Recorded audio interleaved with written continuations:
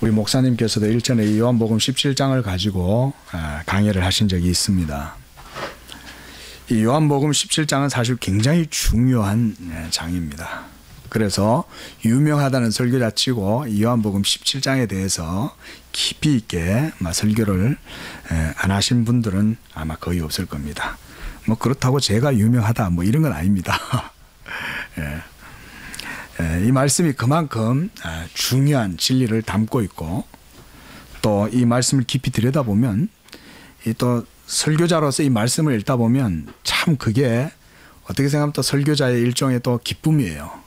이런 말씀을 또 하나님께서 깨닫게 해주시고, 이 말씀을 통해서 또 성도들과 함께 또 나누게 하고, 이런 게 참 그런 게 정말 저는 또 원래 목사님, 하나님께서 목사로 이렇게 부르실 때, 소명받을 때 제가 너무 무식하고 용감해가지고 주님의 부르심 앞에 제가 일종의 거부를 했어요. 저 같은 게 어떻게 목사를 합니까?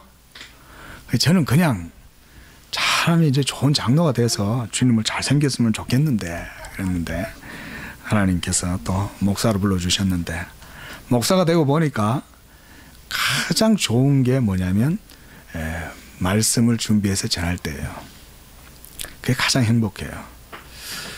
그리고 설교단에 딱 서면 피곤하고 힘들다가도 설교단만 딱 서면 일단 그때는 괜찮습니다. 물론 이제 끝나고 나면 이제 내일 되면 이제 쭉 처집니다. 그런 건 있는데, 그래도 일단 좀 몸이 어디 안 좋아도 설교단에 서면 이상하게 또 힘이 솟고 그래요.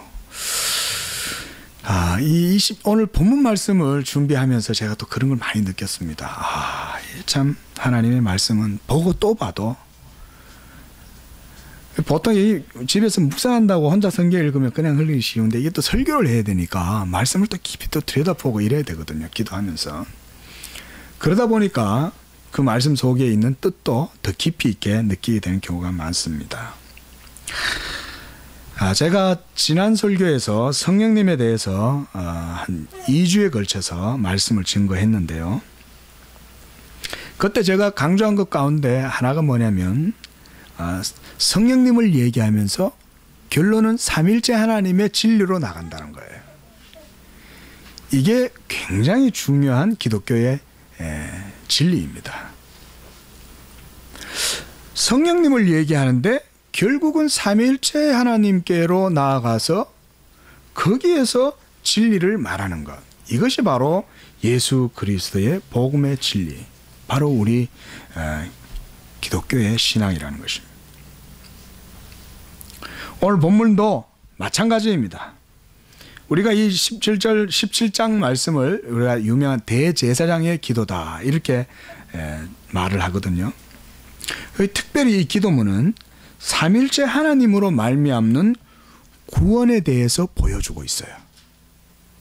예수님이 기도를 하시는데 그 속에 무슨 얘기가 나오냐면, 삼일째 하나님으로 말미암아 우리에게 구원이 주어진다는 사실을 예수님의 기도를 통해서 볼 수가 있다는 것입니다. 그래서 본문을 자세히 보면 중보자 예수 그리스도를 통해서 구원이 하나님의 택하신 자들에게 어떻게 이루어지게 되는지를 말씀해주고 있어요. 이 성경의 내용을.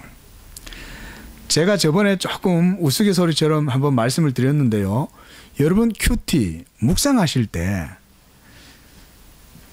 우리 이 장로교의 묵상 방법 뭐라고 그랬습니까? 삼일째 하나님을 아주 염두에 두고 묵상해야 된다는 겁니다. 삼일째 하나님을 기본적으로 삼일째 내용 한 본질에 세 위격이 있고, 그렇죠? 성부, 성자, 성령은 동일 실체이시고 각 위격의 권능과 영광이 동등하시고 뭐 이런 거를 우리가 구체적으로 여러분들이 다 잘 모르신다고 해도, 진리의 하나님은 성부와 성자와 성령 삼위이시다, 이 사실을 기억하고 성경을 읽으시라는 거예요.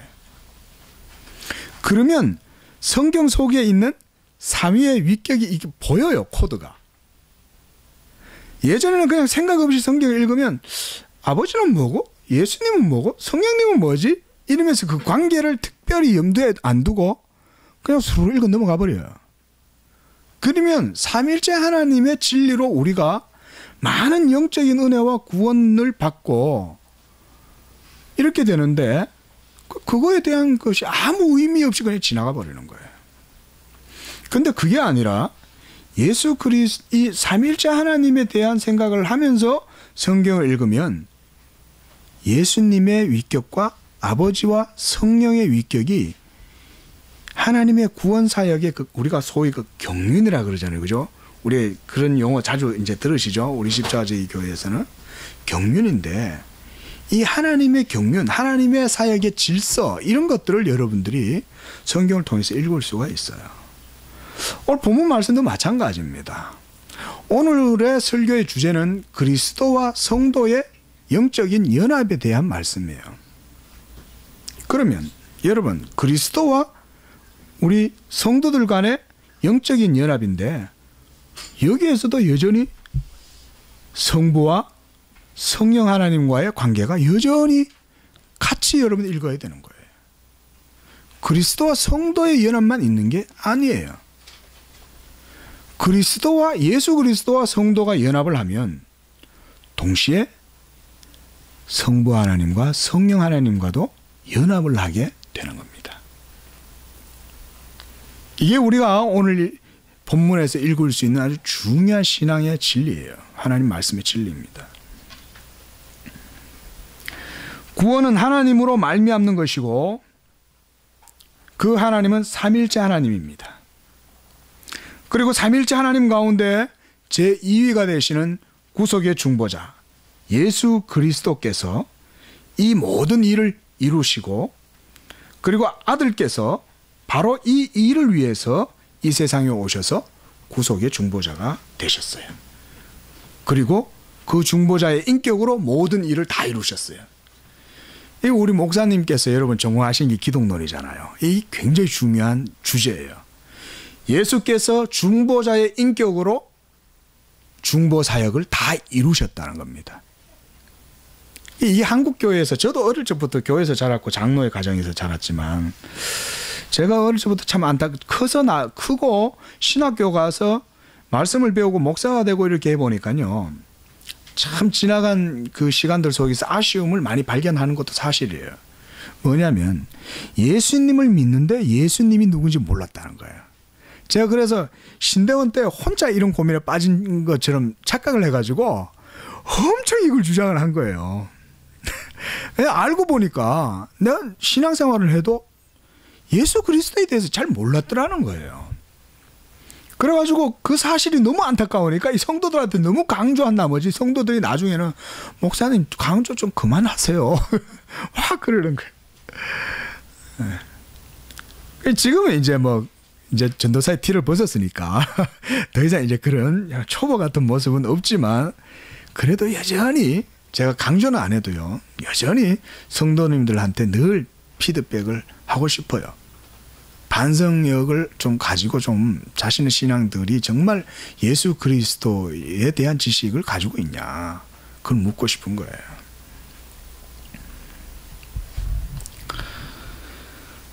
여러분 예수님이 누구라는 사실과 함께 동시에 예수님을 알면 삼일째 하나님을 알아요. 지난 설교에서 제가 성령님을 얘기할 때 삼위일체를 언급하지 않을 수가 없었던 이유는 그것 때문에 그래요. 여러분 예수님을 보면 삼위일체 하나님을 보는 겁니다. 여러분. 그런데 지금 우리가 예수님을 육신으로 못 보잖아요. 육적으로는 예수님을 지금 가시적으로 못 본단 말이죠. 예? 그러면 우리가 예수님을 어떻게 보냐 이거죠. 어때요? 질문하면 우리가 여러분 이것에 대해서 답을 할 수 있어야 되잖아요. 그렇죠? 근데 베드로 사도는 뭐라 그래요? 너희가 예수를 보지 못하였으나 말로 할 수 없는 영광으로 그를 사랑하고 기뻐한다. 즐거워한다. 예수님을 못 보는데 어떻게 예수님을 알고 사랑하고 그래요? 못 봤는데. 뭐 때문이겠어요? 삼일째 하나님이 여러분 가운데 우리 가운데 계시기 때문에. 그러니까 예수님을 인식할 수 있는 거예요. 근데 인식한다고 할 때 어떤 단순한 인식이 아니죠. 삼위일체론적인 인식이죠. 여기에 중요한 사실이 있어요. 우리가 이걸 간과하면 안 돼요. 그래서 예수 그리스도를 아는 지식이다. 예수 그리스도를 알아야 된다. 그리스도를 아는 지식이다. 뭐 이런 제목의 책이나 설교의 제목이 많은데요. 예수 그리스도를 안다는 것 자체가 바로 이와 같이 오늘 우리가 읽은 본문 말씀처럼 삼위일체 하나님을 아는 지식과 다 관련이 있는 거예요. 특별히 오늘 저는요, 이 본문을 통해서 우리의 구원에 대해서 좀 말씀을 드리고 싶어요. 중보자 예수 그리스도와 이 하나님의 택하신 자들, 그 보면 성경에 보면 창세 전에 내게 주신 자, 이 24절 한 말씀 보시겠어요? 24절 말씀을 보면 이런 말씀이 있어요. 아버지여 내게 주신 자도 나 있는 곳에 나와 함께 있어 아버지께서 창세 전부터 나를 사랑하심으로 내게 주신 나의 영광을 그들로 보게 하시고. 이 17장에 특별히 예정론에 대한 내용이 여기 많이 언급됩니다. 에베소서만큼이나. 뭐냐면 창세 전에 이 세상에 있기도 전에 영원 전에 아버지께서 아들에게 주신 자들이 있어요. 그리고 예수님께서 이 세상에 오셔서 모든 아까 말씀드렸죠. 중보자의 인격과 그리고 그 사역으로 이루어지는 그 의, 이 모든 것은 누구를 위한 거냐면 바로 그 택자들을 위한 거예요. 여러분, 우리가 이 사실을 정확히 인식해야 됩니다. 그래서 우리 장로교회는 여러분 선택설을 믿죠. 하나님의 선택을 믿습니다. 여러분, 이게 굉장히 중요합니다. 그래서 예수님이 이 세상에 오신 것은 바로 그리스도와 택자들, 괜찮습니다. 뭐 편안하게 하십시오. 괜찮아요. 택자들 간의 영적 연합을 통해서 구원의 역사가 이루어진다는 겁니다. 자, 여러분, 여기에서 제가 이것을 준비하면서요, 다시 책을 한번 봤어요. 신학자들 다시 어떻게 하나 쭉 봤는데요. 뭐 우리 구원에 대해서 보통 생각할 때 이 한국 교회에 좀 그런 흐름이 좀 있어요. 잘못된 이해, 비성경적인 이해가 뭐냐면, 자, 여러분들은 어떤지 한번 생각해 보십시오. 내가 예수를 믿었기 때문에 구원받았다, 이렇게 생각하는가? 아니면 예수 그리스도를 믿는 그 자체가 뭔가 다른 의미에서 좀 생각해 볼 수 있는 것들이 있는가? 여러분들이 예수를 믿었을 때 예수를 믿었기 때문에 구원받았습니까? 아니면 하나님의 섭리, 하나님의 선택, 하나님의 예정, 하나님의 경륜이 있기 때문에 우리가 구원받았습니까? 이걸 얘기하는 거예요. 이 둘 중에 어느 거예요? 이게 중요하다는 것입니다. 그리스도와의 영적인 연합을 얘기함에 있어서 제가 이런 얘기를 하는 이유는 뭐냐면, 예수 그리스도를 믿는 믿음도 원래는 그리스도에게서부터 나오는 겁니다. 여러분들이 길거리에 나가서 공원이나 이런 데 가셔서 전도를 하는 기회가 있다면, 아니면 주변에 믿지 않는 분들이나 이웃들에게 복음 전도를 하는 기회가 있다면 전도를 한번 해보시면 여러분들은 이 성경의 진리가 사실이라는 것을 깨닫게 됩니다. 놀랍게도 전도를 안 하면 이거를 깨달을 수 있는 기회가 별로 없어요. 근데 전도를 하면 이거를 깨달아요. 그래서 복음을 전해보면 하나님의 택하신 자들과 그렇지 못한 사람들에 대한 차이를 많이 느껴요. 전도를 해보면. 여러분, 모든 신앙의 처음과 끝은 다 예수 그리스도에게서 나옵니다. 그리스도가 우리 영혼의 자양분이에요. 거기에서부터 다 나와요. 그러므로 그리스도와의 영적인 연합이 없이는 우리에게는 아무런 구원이 이루어질 수가 없습니다. 이 사실을 그러나 인식하든 못하든 그거는 크게 상관없어요. 왜냐하면 하나님의 선택이 있다면 그 선택을 쫓아서 성령이 그 영혼을 찾아가십니다. 그리고 그 영혼을 부르십니다. 그리고 부르셔서 예수 그리스도가 다 이루어 놓으신 그 의를 그 택하신 자의 영혼에게 적용시켜 줍니다. 어답션 해주는 거예요. 적용되면 그가 그리스도의 진리로 말미암는 감화를 받아요. 그리고 변화돼요. 예수 그리스도의 진리가, 복음의 말씀이 그 속에서 역사해요. 그래서 감화되고 그래서 정서가 변화되는 겁니다. 그 저번에 한번 우리 목사님이 자주 말씀하시는 페르수아시오라는 제가 그런 신학 용어를 잠깐 말씀드린 게 바로 그 이유 때문에 그래요. 성령님이 믿는 자 속에 역사하실 때 그리스도의 진리로 그 사람을 감동 감화시켜요. 감동 감화시키면 그가 이 의식이 새로워져요. 의식이 새로워지면서 새로운 인식의 틀이 형성돼요. 빛이 속에서 생기니까. 이전에 가졌던 육적 사고방식에서 벗어나서 영적 사고방식으로 전환이 되면서 그 속에 하나님에 대한 지식이 생겨나요. 근데 그게 빛이 나요. 근데 그 지식은.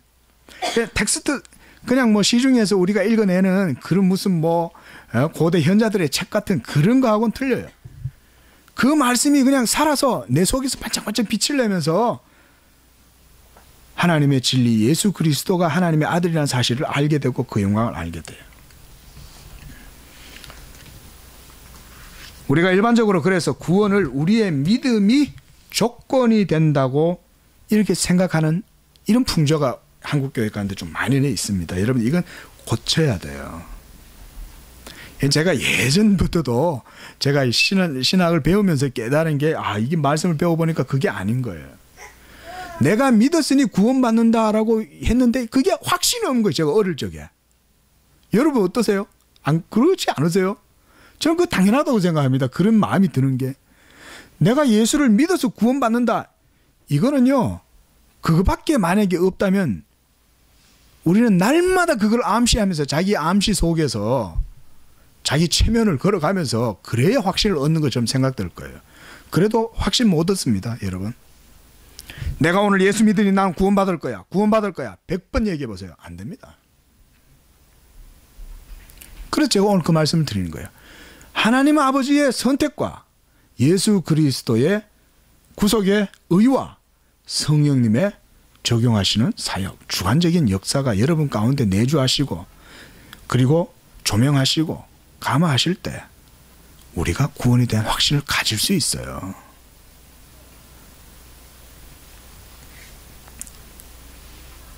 여러분 구원의 믿음을 구원의 조건이나 방식으로 성경을 말하지 않습니다. 여러분.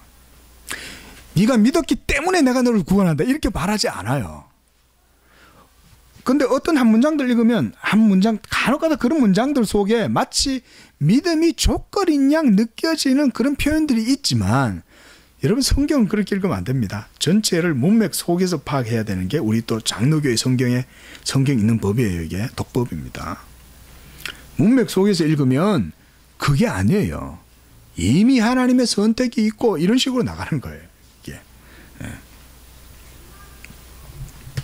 그래서 우리가 믿음을 도구입니다. 이렇게 표현하죠. 하나님이 우리를 구원하실 때 도구적으로 쓰신다 그래서 그걸 도구이다. 인스트루멘탈리스 그렇게 얘기하죠. 그리고 형식적인 것이다. 이렇게 형상이라고 그래요. 그리고 하나님의 사랑과 하나님의 뜻 이런 게 원래 동력인이고 그리스도의 사역이 그리스도의 인격이 재료예요. 진료. 바로 이런 것이 우리의 구원을 이루는 진리의 본질들입니다. 여러분. 이게 우리가 예수를 믿음으로 구원을 얻게 되는 것은 이 진리로 말미암는 열매에 속하는 거예요. 열매. 여러분들이 이미 나시기도 전에 이 세상에 태어나시기도 전에 이미 하나님은 우리를 만세 전에 그리스도의 것으로 인치고 그리스도가 우리를 위하여 하나님 앞에 보증하시는 거예요. 내가 저들을 위해서 죽겠습니다. 내가 저들을 위하여 의를 이루기 위하여 십자가에서 죽겠습니다. 아버지의 뜻에 순종하겠습니다. 내가 저들 가운데로 들어가겠습니다. 그래서 성육신 하신 거예요.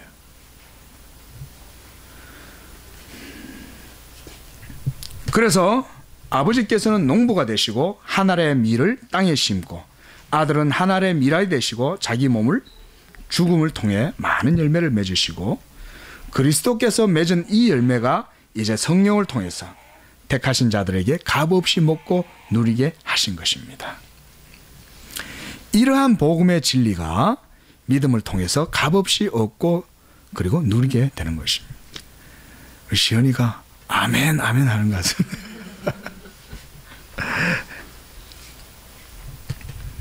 시연이가 있어서 빨리 말씀을 증거해야 되겠어. 예. 본문에는 그래서 구원에 대한 여러 가지 사실들이 증거되고 있지만 성도와 그리스도와의 이 영적 연합에 대한 부분이 특별히 또 강조된다고 할 수 있습니다. 자, 여러분, 예수님께서 구속의 과업을 다 이루시고 그 마지막을 향해서 나아갈 때에 아버지 하나님께 드리는 이 기도, 오늘 우리가 읽은 27장의 이 기도의 내용, 이거 뭐냐면 하나님의 택하신 자들을 그리스도이신 자기 예수님 자신 안으로 편입시키고자 하셨다는 거예요. 그거 그 기도의 내용이에요. 본문에서 주님께서 아버지께 드리는 중보의 기도가 바로 이것입니다. 특별히 우리가 그 21절에서 23절 내용 한번 보십시오. 아버지여, 아버지께서 내 안에, 내가 아버지 안에 있는 것 같이 그들도 다 하나가 되어 우리 안에 있게 하사 세상으로 아버지께서 나를 보내신 것을 믿게 하옵소서.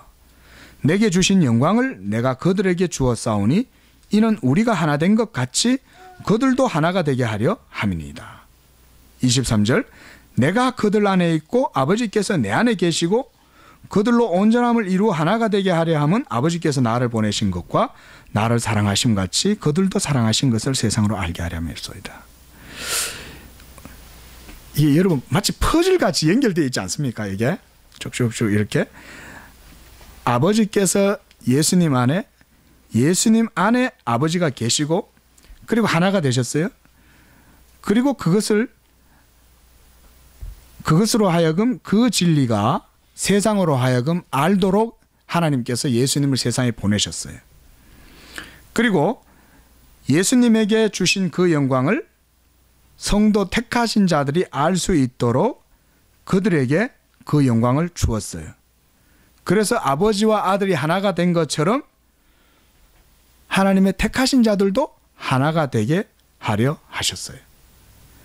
그리고 예수님이 성도들 안에 있고 아버지께서 예수님 안에 계셔서 성도들로 하여금 온전히 이루어 하나가 되게 하고 그리고 그 하나됨, 즉 삼일째 하나님과 성도의 이 하나됨을 통해서 그것을 세상으로 하여금 보게 하옵소서. 그 말씀을 하는 거예요. 좀 어려운 내용 같지만 자세히 보면 뭐 간단한 내용입니다. 결국 삼일째 하나님과 예수님과의 온전한 연합입니다.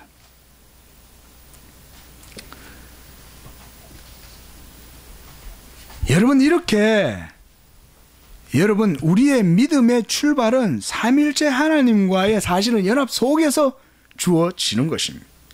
여러분 속에 역사하는 진리는 뭐냐면 단지 단편적인 예수 믿고 구원받는다 이 정도가 아니에요. 요거 어디서 많이 들어본 것 같죠? 사형리 복음입니다. 죄송하지만 이게 바로 사형리 복음입니다. 여러분들이 대학 다니실 때 뭐 캠퍼스 전도대를 만나셨는지 모르겠지만은요, 이 사형리 복음이 이 옛날에 그 74년입니까? 그때 막 엑스플로 여의도에서 막 운동 일어나고 할 때 그때 많이 전달된 것 같은데요. 그 이 사형리가 한국 교회에 전파돼 가지고 복음이 전해지는 열정은 좋은데 이게 복음의 모든 것이냐 이렇게 얘기해 버리니까 문제가 많이 된 거예요. 그래서 내가 예수 믿으면 구원받았다. 그리고 당신 지금 믿으면 믿는다고 말하세요. 따라 기도하세요. 영접하세요. 그럼 구원받았습니다. 이렇게 얘기해 버리는 거예요. 구원받았는지 안 받았는지는 그걸로 확정되는 게 아니죠. 엄밀히 얘기하면 만세전에 하나님의 선택이 먼저죠. 그리고 그 선택 속에 예수 그리스도에 대한 성령의 내적 확신이 주어지고 증거가 주어질 때에 그때 내가 고백하게 되고 그 고백으로 구원받는 거예요. 그 고백이 엄밀히 말하면 있어서 구원받는 건 아니에요. 고백하게 하심으로 구원받은 거죠. 그게 제가 이 삼위일체를 그래서 강조하는 거예요.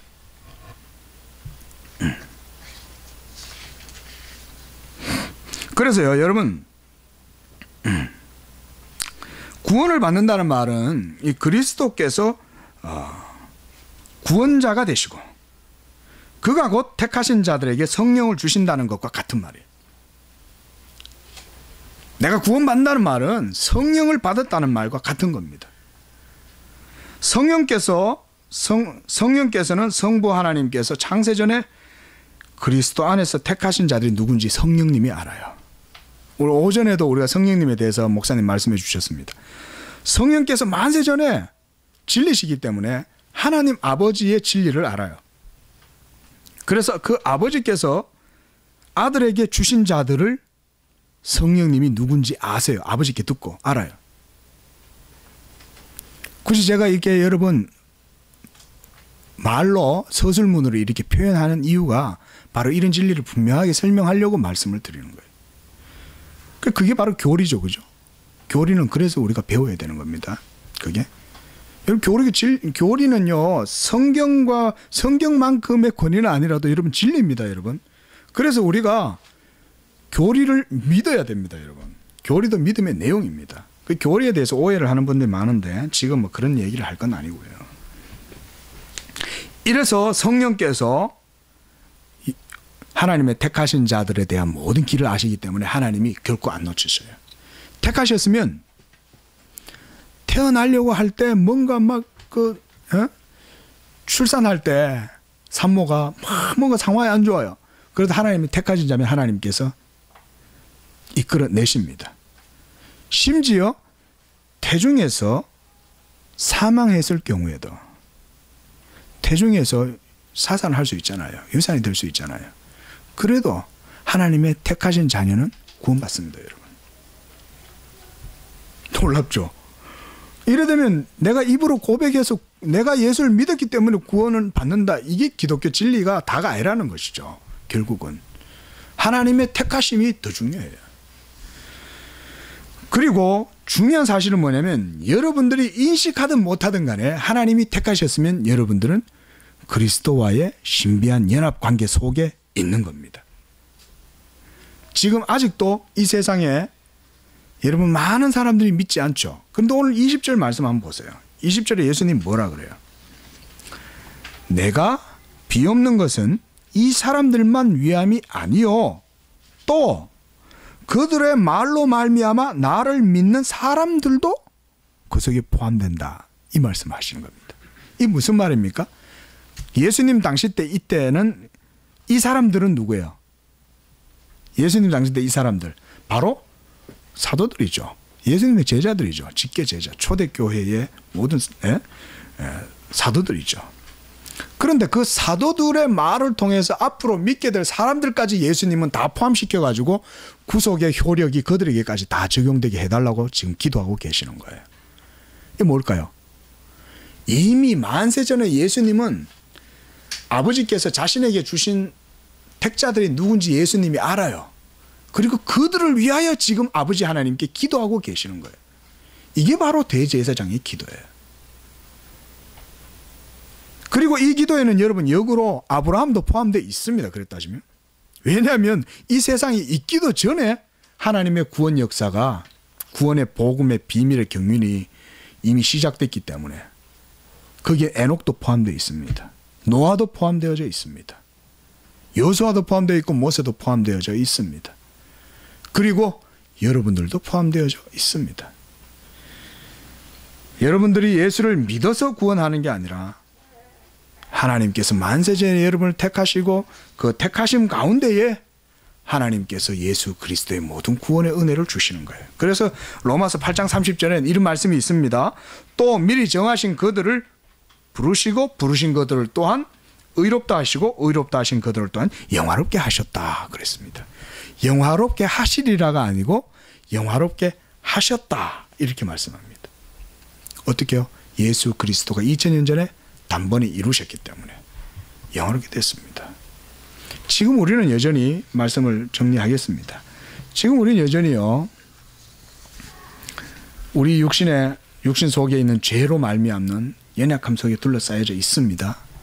그럼에도 여러분 그것 때문에 여러분들이 좌절하거나 절망하거나 그럴 필요가 전혀 없어요. 왜냐하면 로마서 8장 1절 그러므로 이제 그리스도 예수 안에 있는 자들에게는 결코 정죄함이 없어요. 왜?